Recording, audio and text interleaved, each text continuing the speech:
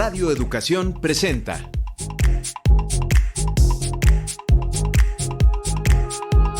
Datos y hechos, información y análisis confiables. Hoy platicaremos con el escritor y analista político Omar Delgado acerca de su más reciente novela, Los Mil Ojos de la Selva, ganadora del Premio Bellas Artes de Novela José Rubén Romero 2024. En nuestro reportaje, la alfabetización como derecho fundamental. Los enredos de Adán Augusto López es el tema del comentario. En el ámbito internacional hablaremos de lo que sucede en Estados Unidos con el caso Epstein y la fractura en el movimiento MAGA. La invitamos a disfrutar de la selección musical preparada para esta emisión.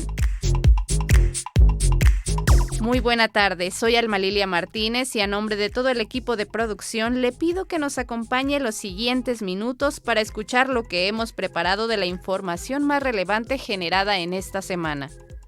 Le propongo ponerse en contacto con nosotros a través de un mensaje por WhatsApp al número 5512 33 29 15 o llame al 55 41 55 10 60. O si lo escucha en redes sociales, también puede escribir sus comentarios. Nos interesa su opinión. Ya está lista la entrevista. Adelante.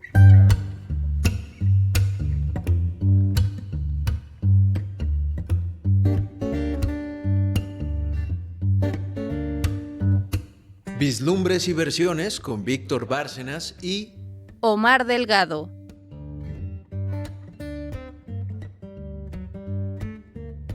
La novela Los Mil Ojos de la Selva, escrita por Omar Delgado, es la novela ganadora del Premio Bellas Artes de la novela José Rubén Romero 2024. Según se escribe sobre esta obra, es un trabajo ambicioso que hurga en la historia secreta del sureste mexicano durante la Guerra de Castas. Omar Delgado construye un relato polifónico, exuberante y brutal que combina narración bélica, testimonio epistolar, también diario íntimo y documento histórico en uno que se considera como horror fantástico a fin de relatar la incursión del ejército porfirista en la región maya con propósitos de aniquilar a los rebeldes Kruzov y tomar Chan Santa Cruz. Parte de lo que esta historia nos está relatando y de lo cual hoy Omar Delgado tenemos el privilegio de que nos narre en primera persona. ¿A dónde va esta historia de Los Mil Ojos de la Selva? Omar, ¿cómo estás? ¿Qué tal, Víctor? Oye, pues muchísimas gracias por recibirme aquí en este espacio. Muchas gracias también a tus radioescuchas por escucharnos. Es una novela que está inscrita dentro de un registro pseudohistórico. ¿Por qué? Porque está basado en hechos históricos reales, pero que también tienen un elemento fantástico, que es una apuesta que yo tengo como escritor de tratar a eventos o a hechos históricos conocidos, con personajes históricos conocidos de la historia de México, de repente ponerles como su vuelta de tuerca fantástica, como su vuelta de tuerca sobrenatural, para tratar de darle una nueva explicación a hechos por todos conocidos, ¿no? En este caso, Los Mil Ojos de la Selva se sitúa, como tú me dijiste, en el fin de la llamada Guerra de Castas de Yucatán. Les voy a platicar muy rápido qué es este evento histórico. La Guerra de Castas fue una guerra en el sureste que tuvo lugar en Yucatán, que comienza en 1848 como un alzamiento de varios grupos mayas contra el gobierno criollo de Mérida, que pues fue una conflagración, fue una rebelión muy, muy grande, muy potente y muy sangrienta, que estuvo pues prácticamente a punto de replegar a toda la población blanca fuera de la península. Por cuestiones, por cuestiones cosmogónicas y por cuestiones de los ciclos de la cosecha, los rebeldes cruzos, los rebeldes mayas, tuvieron que replegarse hacia lo que vendría siendo el oriente de la península. Esto ocurre más o menos por 1850.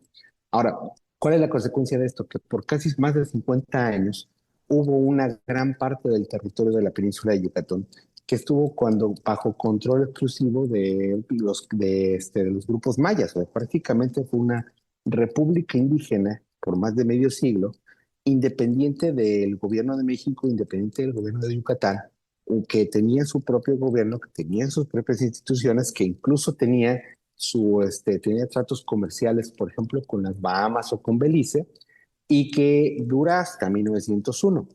¿Qué pasa en este año? Pues obviamente estaba en ese momento el general Porfirio Díaz como presidente. Dice, pues bueno, ya basta, o sea, no es posible que tengamos un territorio autónomo dentro del país.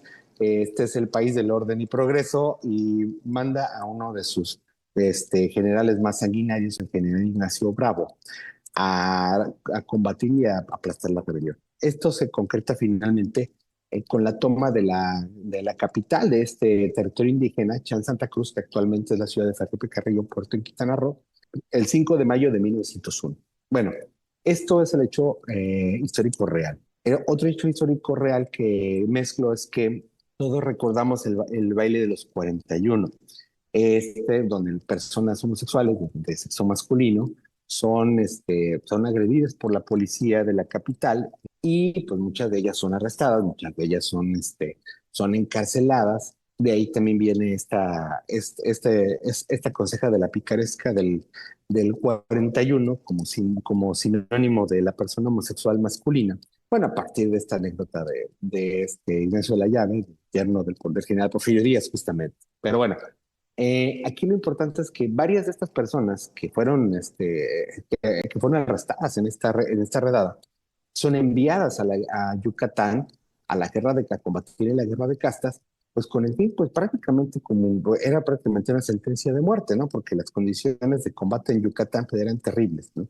Y pues a partir de ahí yo pongo como protagonistas de esta gesta, está situada en Yucatán en 1901, y tiene como escenario la toma de Chan Santa Cruz. A varias de estas personas que fueron, que fueron arrestadas en la redada del baile de los 41. Obviamente reclutados a fuerza, van con una soldadesca que los maltrata,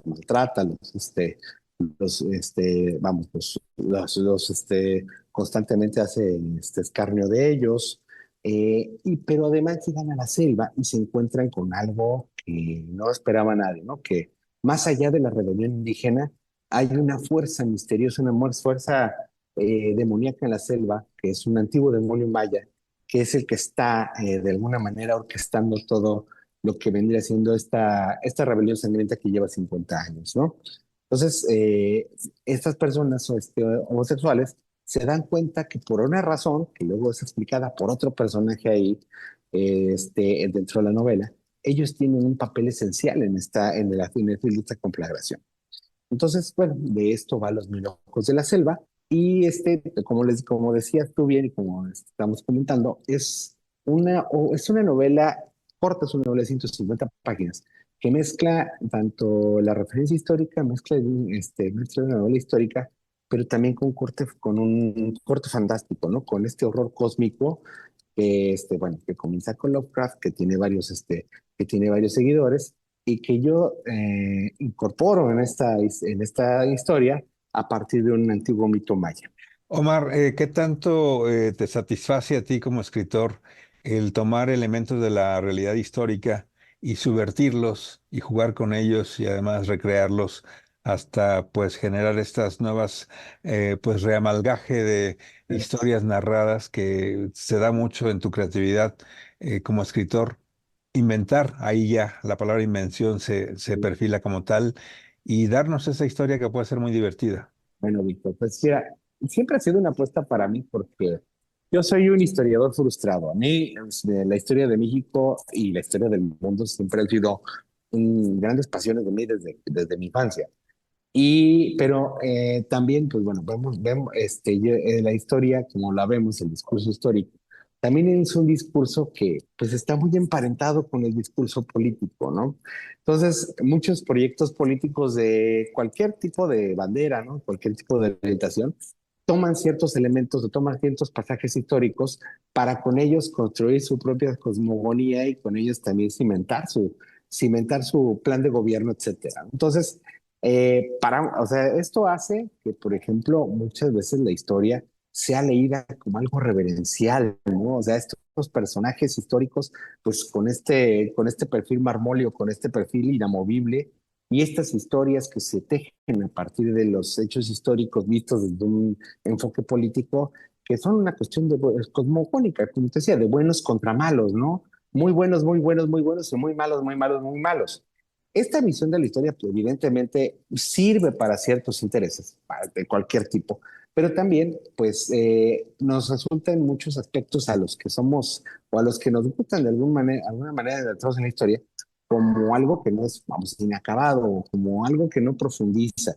¿Por qué? Porque no hay lecturas de blanco y negro en ningún episodio histórico, ¿no? Los personajes históricos no son blanco y negro, tienen sus grises.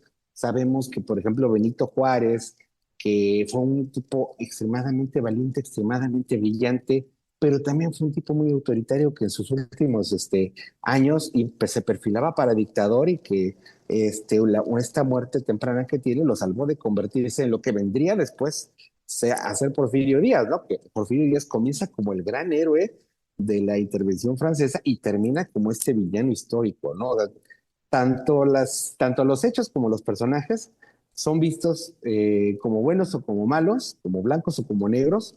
Y en mi obra yo trato, en mi obra en general, porque no es la primera vez que abordo este tipo de tratamiento, trato de subvertir eso, ¿no? Trato de jugar con estos personajes que son conocidos pues en general, pues por lo menos pues yo creo que la gran parte de la población en México tiene una idea de quién es Benito Juárez, tiene una idea de quién es Porfirio Díaz, ¿no? Y de repente subvertirlos en una aventura, en una novela de misterio, de terror, en donde toman otro cariz, pues a mí me parece muy entretenido y muy innovador, tanto como un juego literario, como también para intentar que unos lectores que no especializados o no especialmente interesados en la literatura, de repente puedan llegar a interesarse en estos temas, interesarte en las historias, ¿no? Claro. Omar, también el asunto de la coyuntura actual del país, la relación que tenemos con Estados Unidos, según pues es complicada de entender muchas veces. Tus reflexiones como analista político de esta Así. realidad y esta vecindad que tenemos con Estados Unidos y este personaje tan intenso como es el presidente estadounidense Donald Trump, con estas posiciones y esta manera de enfrentar el comercio global y reinventar una nueva etapa de las relaciones tanto México con Estados Unidos. ¿Cómo ves esta postura que tiene en estos momentos Donald Trump como personaje del momento, pero que puede llegar a tener una historia hacia el futuro?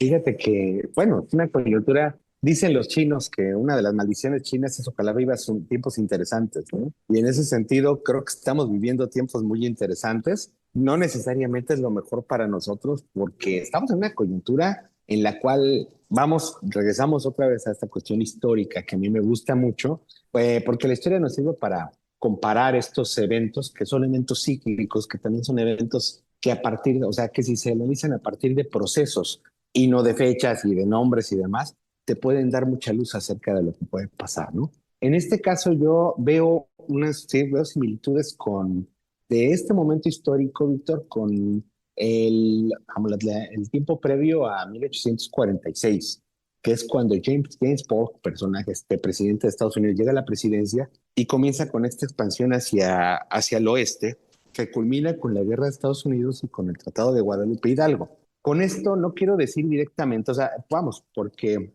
vemos que a partir del segundo mandato de Trump, ya lo habíamos visto en el primero, pero en el segundo mandato de Trump hay una ahora radicalización de ciertas posturas que son profundamente agresivas para el comercio en general de todos los países, pero muy en especial para México. Y esto, para mi parecer, tiene un fin comercial. O sea, tiene un fin comercial con el fin en ciertos aspectos de mejorar las condiciones de los productores norteamericanos. de beneficiarlos. En el caso específico del tomate, ¿no? Que en el tomate lo que buscan es justamente que los tomateros norteamericanos tengan una mejor condición para vender hacia México. Pero en términos más extensos, Víctor, yo creo que tiene que ver con que Estados Unidos, ya con esta nueva generación de políticos y con este nuevo proyecto político que llega, ya está viendo a mediano y largo plazo una confrontación comercial y a lo mejor incluso militar con China y con Rusia. Por lo mismo, está tratando de hacer lo que hizo en 1846, que es tomar control de cierto, tanto de recursos naturales como de territorios como territorios marítimos y terrestres que son esenciales para la geopolítica y para la seguridad de ellos mismos, ¿no? A este caso me refiero de que para Estados Unidos en este momento yo considero que es muy importante retomar o tener más control sobre México a partir, por ejemplo, del discurso del narcotráfico, de declarar como terroristas a los narcotraficantes, pero también de todas estas concesiones, según el gobierno de Estados Unidos, que se le dieron a México por los tratados de libre comercio y por el TEMEC. Con el fin, pues evidentemente sabemos que Estados Unidos lo menos que le interesa es combatir el narcotráfico. Lo que quiere es tomar el control de la región desde un punto de vista estratégico y militar.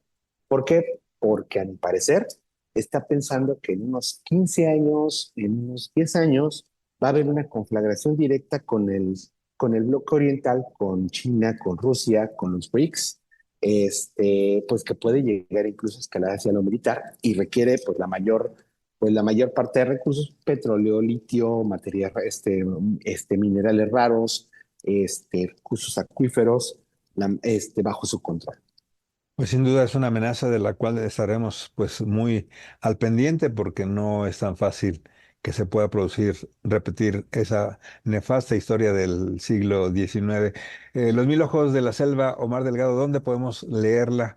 ¿Dónde podemos encontrar este material? Claro que sí, Víctor. Miren, Los Viejos de la Selva, yo espero que ya en más o menos 15 días, en un mes, esté disponible en la librería Porrúa. Esta librería Porrúa esté disponible en el Fondo de Cultura Económica. Si no, está disponible en la librería de mi editorial Nitropress, que la librería de Nitropress está situada en el pasaje Zócalo Pino Suárez, a unos pasos de la entrada del Metro Pino Suárez. Entonces, ahí está, la librería está muy buena, el precio está muy accesible, está en 160 pesos. También, si quieren, pueden contactarme a partir de mis redes sociales. Yo tengo ejemplares y yo se los puedo hacer llegar con muchísimo gusto a un precio preferencial también de 200 pesos, incluyendo el envío a toda la República, con firma incluida, si es que lo desean. Y pues bueno, mis redes sociales son en Facebook y en Instagram. En las dos estoy como Omar-Delgado-BZ o como Omar Delgado. Perfecto, pues ahí está la invitación y vamos a estar pensando en adentrarnos en esta búsqueda de la narración y la historia en una obra tan importante como Los Mil Ojos de la Selva. Omar, muchísimas gracias. Víctor, muchísimas gracias por la oportunidad, por este espacio, y pues gracias a tus escuchas también por esta atención. Un abrazo. Un abrazo, hasta luego.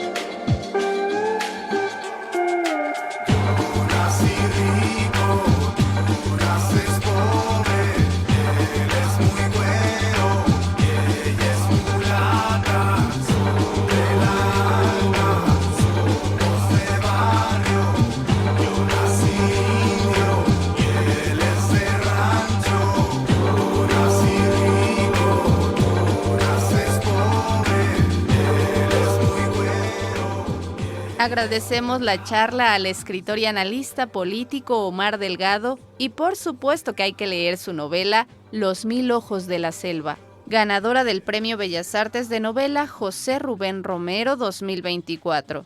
La pueden adquirir en más o menos 15 días en la librería Porrúa y también en el Fondo de Cultura Económica, o pueden localizar a Omar en sus redes sociales como Omar Delgado. En la música escuchamos la canción titulada Castas, de Camilo Lara, fundador del Instituto Mexicano del Sonido y Centaurus. Lara lanzó su álbum debut en México en 2006. Desde entonces, el IMSS ha lanzado 5 álbumes: Piñata en 2008, Soy Sauce 2010, Poítico 2012 y Disco Popular 2017. Su último álbum se llama Distrito Federal 2021. Algunos de los créditos de Camilo como productor incluyen Band of Horses, Santa Fe Clan, Ford de Toloache, Nora Jones y Lila Downs. Camilo Lara fue consultor musical y responsable de la música incidental de Coco, de Pixar. Ha hecho música para cine y televisión como Netflix, Narcos México y Tu Mamá También, Bronco de TNT, entre otros. Presenta su propia estación de radio dedicada al videojuego más vendido de todos los tiempos. Los proyectos paralelos de Camilo Lara han sido numerosos y diversos, desde un homenaje a Morrissey llamado Mexrissey hasta un álbum colaborativo llamado Compás. Opinan del creador del Instituto Mexicano del Sonido. Camilo es un verdadero conocedor de la música que sabe de todo tipo de cosas raras. Opina Mike D. de Beastie Boys. Ahora escuchemos nuestro reportaje. ¿Me acompañan?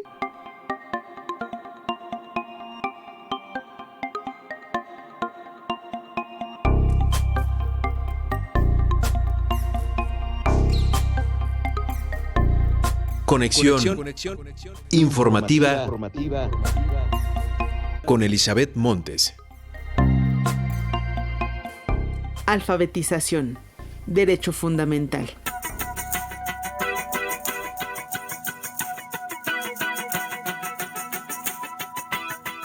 En América Latina, más de 61 millones de niñas y niños cursan sus primeros años de escuela, pero solo el 55.7% se alfabetiza a tiempo.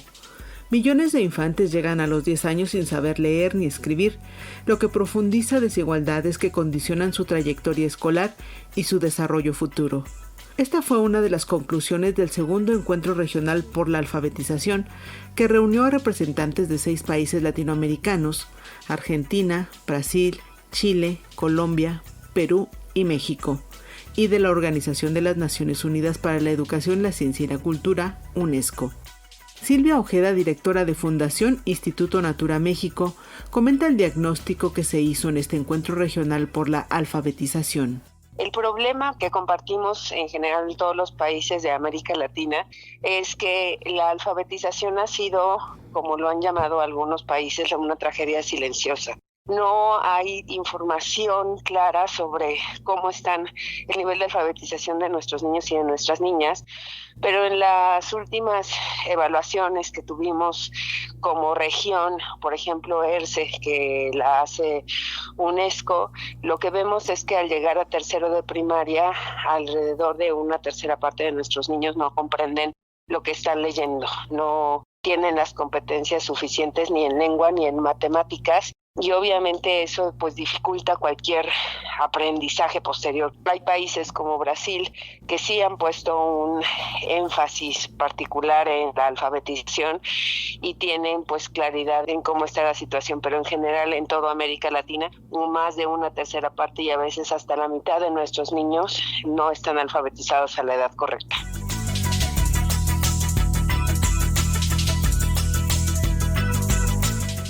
Bajo el lema Leer y escribir cambia todo, organizaciones civiles buscan hacer del derecho a la alfabetización un derecho fundamental que contribuya al desarrollo individual y social, a la reducción de la pobreza, a la igualdad de género y el desarrollo sostenible.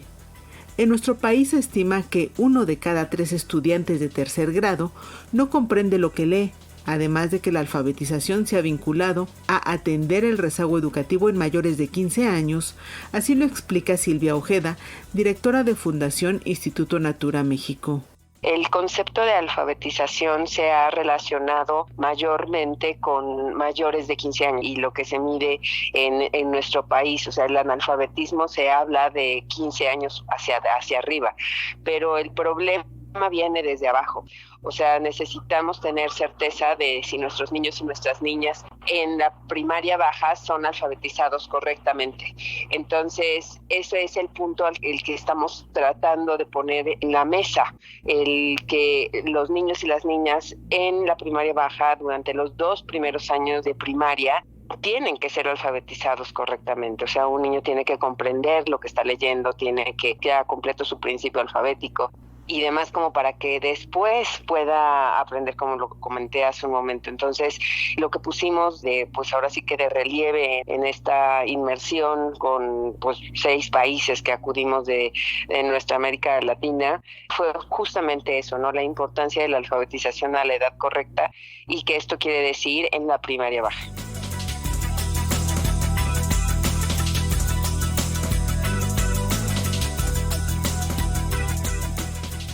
La UNESCO se suma al llamado para revertir el rezago lector que afecta a millones de niñas y niños en América Latina. En ese sentido, se han ponderado redes y alianzas que fortalezcan las políticas de alfabetización. Acerca de las acciones que al respecto ya se instrumentan en México, abunda Silvia Ojeda.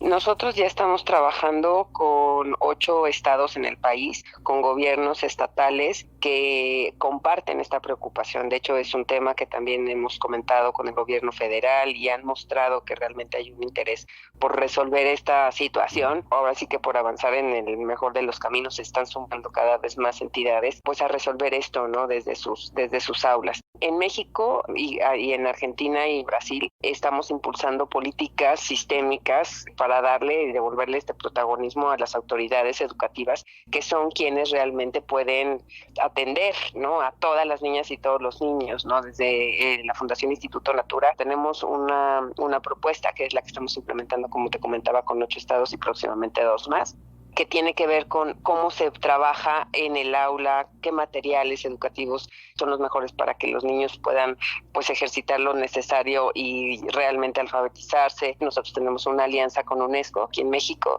y ellos han desarrollado un sistema de monitoreo que se ha transferido a las autoridades educativas de estos estados en los que estamos trabajando, con el cual los docentes pueden registrar con mucha claridad el estadio alfabético en el que se encuentran sus estudiantes.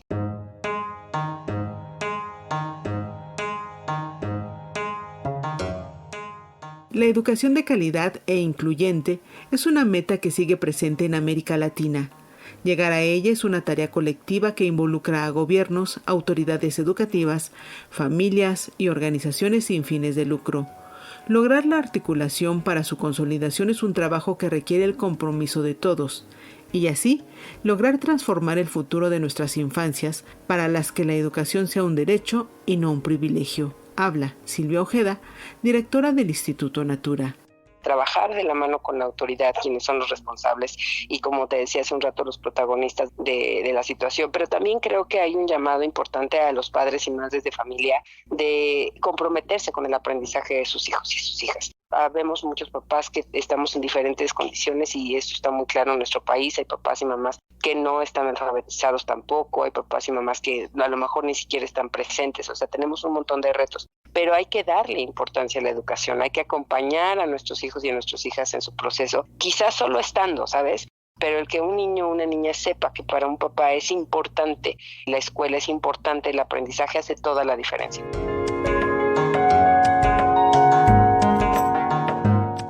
Gracias por tu escucha. Nos reencontramos el próximo viernes con otro tema de interés, aquí en Datos y Hechos.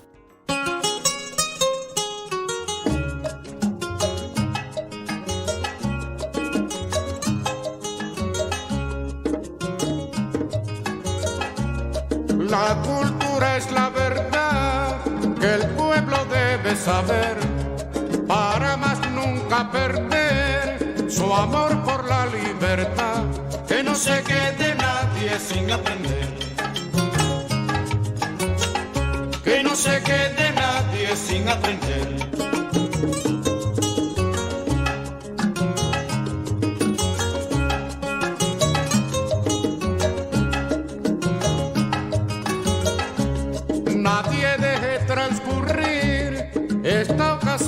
aprender, porque aprender a leer es aprender a vivir. Que no se quede nadie sin aprender, que no se quede nadie sin aprender.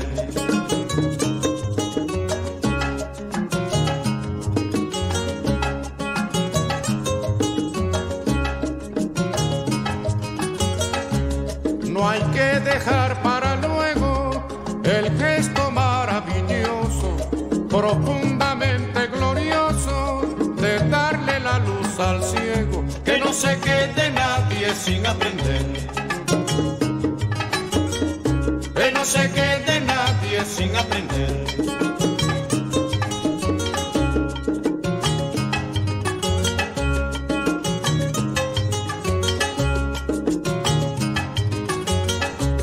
El patriota siempre en vela cumple su deber civil, ayuda con el fusil y también desde la escuela. Que no se quede nadie sin aprender,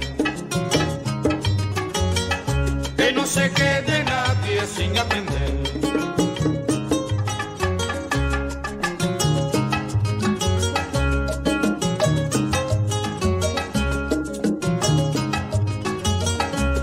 Que recuerde y tome nota, que tome nota y recuerde, aquel que su tiempo pierde, ni es cubano ni es patriota. Que no se quede nadie sin aprender, que no se quede nadie sin aprender. Tragedia silenciosa. Es muy triste y alarmante llamar así a la falta de alfabetización de nuestras infancias. Para que la alfabetización sea un derecho fundamental, solo se puede lograr con el trabajo colectivo a todos los niveles, porque leer y escribir sí cambia todo. Acabamos de escuchar de Carlos Puebla, Son de la Alfabetización. Carlos Manuel Puebla Concha ha sido denominado como el cantor de la revolución. Utilizó su música para difundir los valores de la Revolución cubana, cantando sobre algunos hechos relevantes de dicho periodo hasta su muerte. Usted escucha en Radio Educación el programa Datos y Hechos, Información y Análisis Confiables.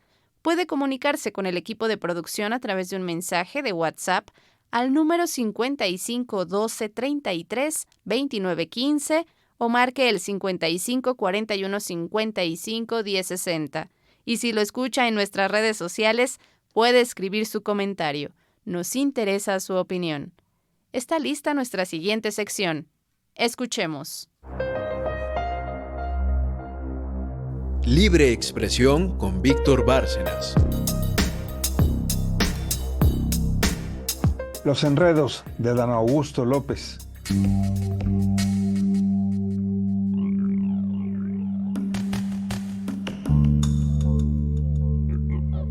En el ojo del huracán se encuentra Adán Augusto López, ex gobernador de Tabasco, ex secretario de Gobernación durante la administración de López Obrador y actual presidente de la Junta de Coordinación Política y además coordinador de los senadores de Morena. El foco de atención contra el tabasqueño se acentúa luego de que desde febrero pasado es prófugo de la justicia mexicana Hernán Bermúdez Requena, acusado, entre otras actividades delictivas, de realizar extorsión, secuestro, asociación delictuosa, el uso de armas exclusivas del ejército, tráfico de personas y el trasiego de huachicol, entre otras linduras.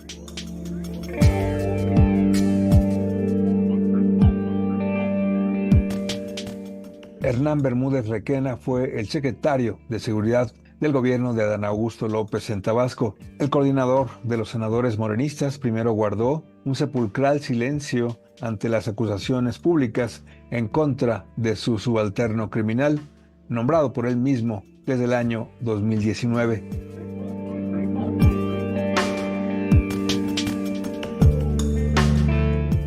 Adán Augusto López después rompió el silencio a través de un mensaje en redes sociales donde, sin nombrar a Bermúdez Requena, afirmó que durante su gobierno en el estado de Tabasco bajaron los índices delictivos. Sus palabras textuales fueron: fui gobernador de Tabasco desde el 1 de enero de 2019 hasta el 26 de agosto de 2021 cuando el presidente Andrés Manuel López Obrador me invitó a acompañarlo como secretario de Gobernación.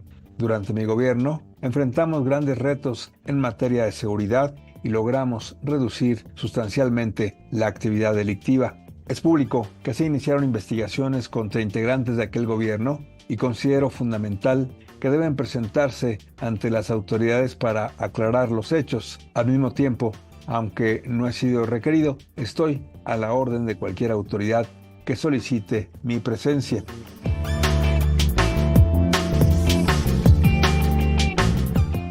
Con el fuero por delante como senador, Adán Augusto López por ahora no aparece en las indagaciones de la Fiscalía de Tabasco contra su criminal secretario de Seguridad, Hernán Bermúdez, pero políticamente ha sido señalado por omisión ante tales denuncias. Adán Augusto López asegura que nunca sospechó de las actividades criminales de Bermúdez Requena. Es difícil de creer lo que la Vox Populi sabía en Tabasco de estos nexos del alto funcionario de su administración en materia de seguridad con el grupo criminal La Barredora.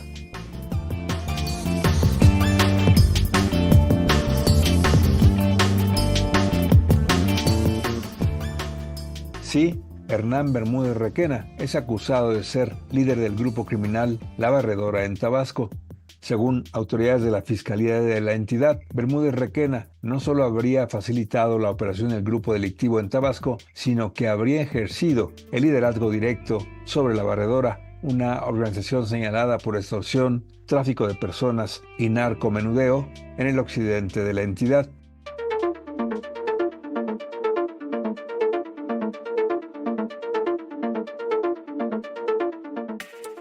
Además, La Barredora tiene nexos con el grupo criminal del Cártel de Jalisco Nueva Generación, organización delictiva calificada como terrorista por el gobierno del presidente Donald Trump. De profundizar las indagaciones, estos nexos políticos y delictivos podrían servir a los intereses de Estados Unidos y acentuar las presiones a México para que se entregue a altos perfiles relacionados con la macrocriminalidad en el país.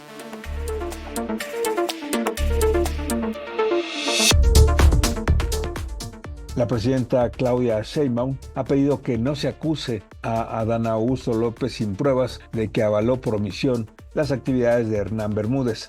Sin embargo, tampoco ha defendido la calidad moral del ex titular de Gobernación.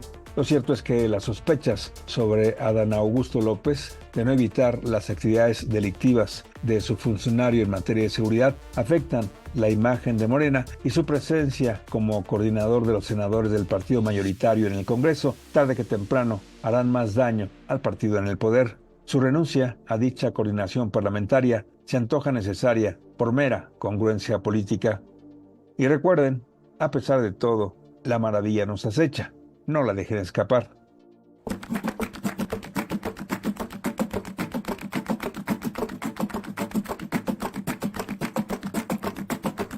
Al Capone aprendió pronto, sobreviviendo en la calle, que para elegir con pinche hay que cuidar el detalle. Le ha ido muy bien en la vida, se ha comprado una corbata, ya no se mancha las manos, pa' eso tiene el segurata. Nada que oír, nada que ver, nada que hablar, nada que hacer. Si tú quieres prosperar y ser alguien en la vida, olvídate de los sueños y de las causas perdidas. No te pares a pensar, bebe mucha Coca-Cola, lleva zapatos de marca y así nunca estarás sola. No te vayas a olvidar de olvidarte del pasado, que la gente con memoria lo tiene más complicado. Nada que oír, nada que ver, nada que hablar, nada que hacer. Josefina es cosa fina, almacén de vitaminas, de los centros comerciales se conoce cada esquina. Va como un pincel leyendo el boque por la oficina, en el gym esculpe el cuerpo y en la disco la autoestima. Nada que oír, nada que ver, nada que hablar, nada que hacer.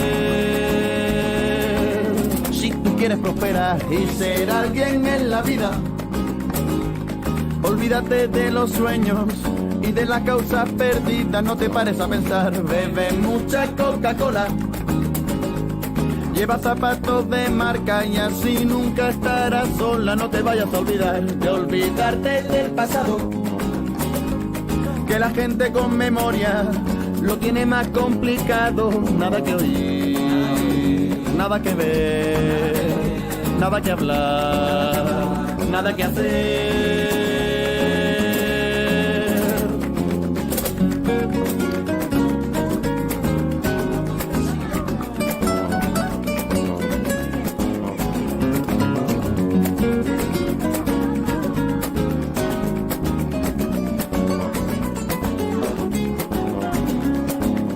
Baldomero es pescaero. Es deseable que Adán Augusto López renuncie a la Junta de Coordinación Política y a la coordinación de los senadores de Morena para que realmente se investigue y se le responsabilice por omisión o de asociación con el grupo criminal La Barredora, según sea el caso, y no se deje en el olvido. En la música escuchamos la canción Al Capone de Pedro Chillón Garzón, interpretada por Alpargata Mundo Chillón. Mundo Chillón es una caricatura de la realidad que muestra más que la propia realidad. Es un mundo con referencias al esperpento de Valle Inclán y al humor absurdo de Azcona y José Luis Cuerda, una parodia de lo chic. Son estilos musicales de toda la vida que las modas han ignorado y puntos de vista que el pensamiento único arrincona, dice Pedro Chillón Garzón. Entre la nueva hornada de cancionistas forjados en la carretera como El Canca, El Niño de la Hipoteca, Rosalén, Antílopes y la senda heterodoxa de artistas como Javier Crae, Pablo Carbonell o el Gran Wyoming, podemos situar a Mundo Chillón. Sus influencias van desde Kiko Veneno o George Brazen a Goran Bregovic, Kevin Johansen, Bersuit Vergarabat y el Celú de Cádiz. Contradictorio y sorprendente, a veces áspero y con estrías, no apto para el que espere que le sirvan todo predigerido, plastificado y con una sola interpretación posible. Mundo Chillón es la ironía que lo tiñe todo desde los temas más explosivos a las reflexiones más profundas. Son canciones enfocadas que saben de lo que hablan. Como otros artistas de su generación, se trata de un proyecto muy personal, con miriadas de ramificaciones que lo conectan a lugares y estilos de lo más diverso, dando lugar a un sonido atemporal, vetusto y radicalmente actual. Ahora traslademos nuestro radar a ver qué sucede en otra parte del mundo. Så mycket idéer och tankar och kurser man kan gå hur man vill. Sur votre parcours, pour moi tout ça.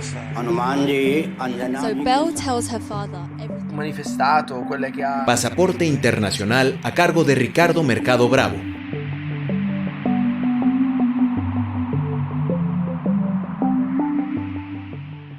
Estados Unidos, Epstein y la fractura en el movimiento MAGA.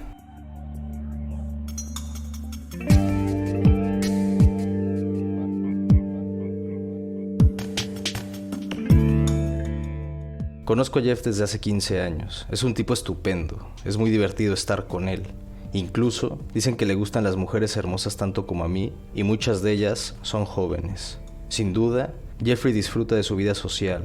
Comentó Donald Trump sobre Jeffrey Epstein en 2002, cuando la revista New York le pidió un comentario sobre su amigo para hacer un perfil sobre el multimillonario. A partir de ahí, los caminos de los dos han sido diametralmente opuestos. Epstein se suicidó en una prisión de Nueva York a la espera de un juicio sobre las innumerables acusaciones de pederastia que circulaban en su contra, y el otro está cumpliendo su segundo mandato como presidente de los Estados Unidos. Antes, solo eran un par de ricos neoyorquinos que se movían en el exclusivo mundo del jet set del país más rico del mundo.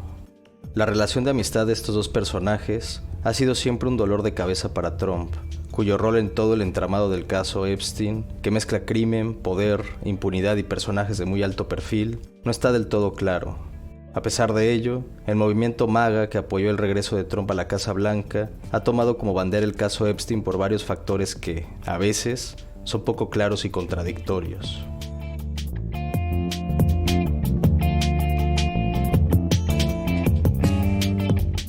La verdadera popularización del caso Epstein comenzó en 2020 cuando salió Jeffrey Epstein, asquerosamente rico, la miniserie documental de Netflix que se volvió enormemente popular no solo por estar muy bien contada, sino porque muchos de nosotros estábamos encerrados por la pandemia y tuvimos tiempo de verla con detalle. Una de las cosas que eran señaladas en aquel documental, que conectaron de manera directa con el movimiento MAGA, fue el especial énfasis que se hacía sobre lo elusivo que era Epstein para la justicia. Esto asusó la idea conspiranoica de la existencia del Deep State, Estado profundo en español, que según varios creyentes de estas teorías, se conforma de una supuesta élite corrupta que opera en secreto para manipular al gobierno, proteger a sus aliados y oprimir al ciudadano común. Con los sesgos y las enormes contradicciones que caracterizan a los fanáticos de Trump, obviaron el posible involucramiento del presidente y se concentraron en otros nombres relacionados al caso, como Bill Clinton o el príncipe Andrés de Inglaterra. Al presidente estadounidense siempre lo han justificado como un tipo de outsider redentor que pertenece a la élite, pero que lucha desde dentro para cambiarla. Una insensatez total, pero que en un país donde el dinero es religión, quizás no sorprenda del todo.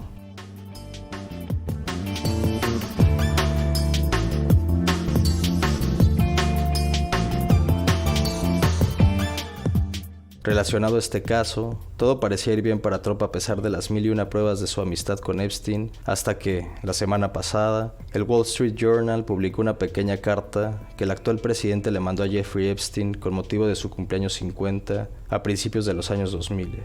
En esta carta, Trump le dibujó la silueta de una mujer y le escribió «Feliz cumpleaños y que cada día sea otro maravilloso secreto». Según el Wall Street Journal, también Trump puso su firma en el lugar donde iría el vello púbico de la mujer, donde puso simplemente Donald. Este dibujo lascivo ha abierto una verdadera lucha dentro del movimiento MAGA, la cual ha tratado de apagar Trump a través de su habitual forma de defenderse, negarlo todo, decir que el tema no importa y echarle la culpa a la oposición. Naturalmente, Trump ha montado en cólera y ha llamado al tema aburrido. Regañó a los seguidores de MAGA que siguen exigiendo respuestas por el caso Epstein y por último ha llegado a declarar que todo el asunto es una mentira creada por los demócratas para desprestigiarlo. Según el mandatario, todo es culpa de la izquierda lunática, pero, parece, sus seguidores tienen un límite en creerle de todo al presidente. Rápidamente, varios líderes de opinión de la derecha radical estadounidense empezaron a alzar la voz y exigir respuestas claras ante un caso que puede manchar no solo a Trump, sino a muchas otras personas poderosas.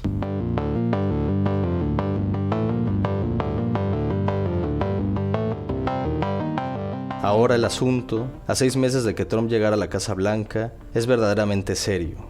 El presidente, tan confiado en sí mismo, ha perdido el control del tema y por eso ha insistido tanto en acallarlo. Por primera vez vemos a la gran mayoría del movimiento MAGA ser crítico con su líder, algo jamás pensado por la hábil forma en la que Trump siempre se las arregla para conectar con su base de seguidores. Las reacciones erráticas de Trump han golpeado uno de los pilares de la relación que sostiene con sus admiradores desde su aparición en la escena política hace más de 10 años, y, esto es, las teorías conspiranoicas. Ahora, la pregunta que se levanta de esta polvareda para muchos seguidores del mandatario estadounidense son: ¿no será que Trump es parte del Estado profundo? Y si sí, ¿siempre lo ha sido o el poder lo ha corrompido? Aquí es donde la respuesta se vuelve mucho más compleja de lo que aparenta. Por ello, es más pertinente preguntarse de manera seria y pausada qué es lo que ha hecho que los estadounidenses apoyen a un mandatario como Trump, al que, si se le analiza a partir de los hechos y sus acciones gubernamentales, se le desenmascara fácilmente como un miembro de la élite que ha jurado combatir. Por ello, el caso Epstein es tan emblemático para el movimiento MAGA, pues es una piedra angular cuya resolución mostraría las verdaderas intenciones que tiene Trump al frente del gobierno del país más poderoso del mundo. Quizás, jugar con teorías conspiranoicas vaya a ser lo que mate a Trump como político, pues parece que jugar con fuego ha terminado por quemar al presidente de nuestro vecino del norte.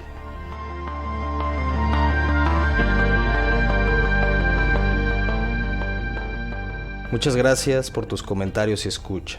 Nos encontramos aquí, en el Datos y Hechos de Radio Educación, el siguiente viernes.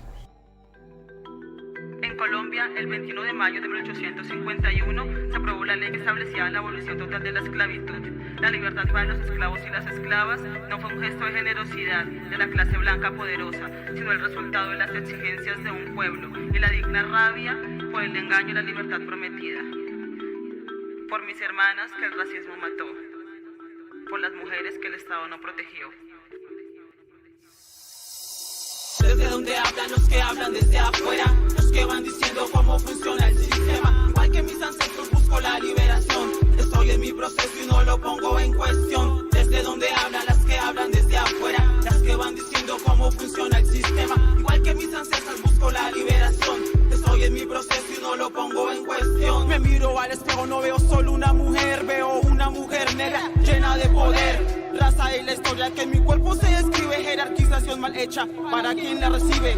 Clasificación desde un poder desigual, destructivo instrumento le apuesto a su final. Mi cuerpo no es objeto de sujeción y dominio, si no lo peleo ahora me llevas al exterminio.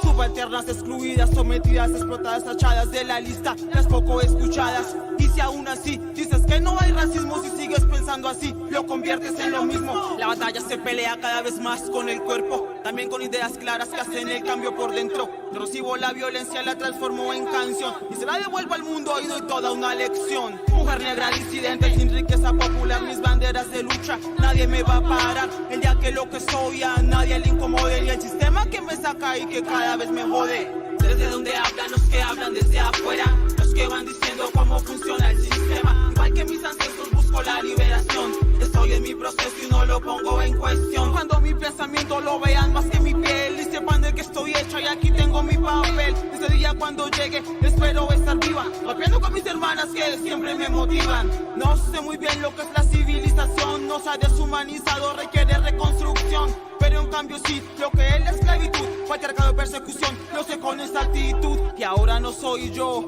soy una historia hace siglos vendida por una moda escoria. Despojada de mi integridad, la vida vuelta a mierda, arrancada de mi tierra aunque a poco le remuerda. Una forma de borrarme es que te niegues a nombrarme y que tus privilegios no accedas a cuestionarte. Tienes que encontrar los puntos ciegos en tu actuar, si estás interesado en no dejarlo pasar. Han decidido por nosotras, me han quitado la palabra, me han borrado el camino de una forma muy macabra. Luego dicen tranquilamente todos somos negros, que has vivido una historia de racismo, te lo creo. Desde donde hablan los que hablan desde afuera, los que van diciendo cómo funciona el sistema. Igual que mis ancestros busco la liberación, estoy en mi proceso y no lo pongo en cuestión. Desde donde hablan las que hablan desde afuera, las que van diciendo cómo funciona el sistema. Igual que mis ancestros busco la liberación, estoy en mi proceso y no lo pongo en cuestión. Ambos personajes, Epstein y Trump, son deleznables y acabamos de escucharlo. No sabemos qué más nos espera. Hoy, 25 de julio, queremos hacer referencia al Día Internacional de las Mujeres y las Niñas Afrodescendientes, rindiendo un homenaje con la canción Mujer Negra, de la CEA, Líricas del Caos, Escuela de Rap Feminista 1. La CEA es rapera afrofeminista, y sus rimas de resistencia incomodan, denuncian y proponen. Es psicóloga de formación, integrante de la colectiva Líricas del Caos. Las mujeres y niñas de ascendencia africana se enfrentan a distintas formas de discriminación que se traducen en mayores tasas de pobreza, obstáculos en el acceso a la educación y a la salud y escasa representación en los espacios de toma de decisiones. A pesar de estas injusticias, su resiliencia brilla con luz propia. Desde la organización de base hasta la excelencia profesional, sus contribuciones conforman las comunidades, las economías y las culturas. No son solo beneficiarias del desarrollo, sino protagonistas. Por todo ello, la Asamblea General de la ONU declaró el 25 de julio Día Internacional de las Mujeres y las Niñas Afrodescendientes. Es una urgencia de actuar frente al racismo, la discriminación y la intolerancia que las afectan.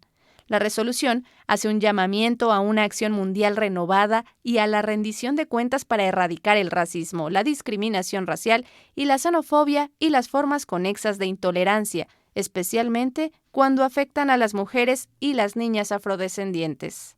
Llegamos al final de esta emisión. Si no pudo escuchar completo este programa, puede sintonizar el 1060 de AM, en donde se retransmite a las 10 de la noche. Le esperamos el próximo viernes a la misma hora en Datos y Hechos, Información y Análisis Confiables. Analizaremos lo más relevante de los acontecimientos nacionales e internacionales. Se despide Alma Lilia Martínez a nombre del equipo de producción.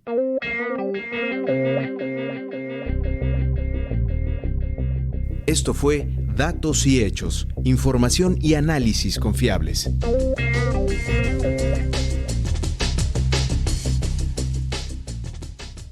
Participamos en este programa Servicio Social Jocelyn Reyes y Gerson Muñoz.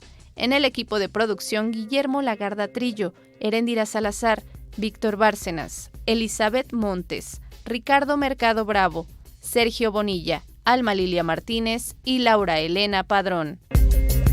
Una producción de Radio Educación.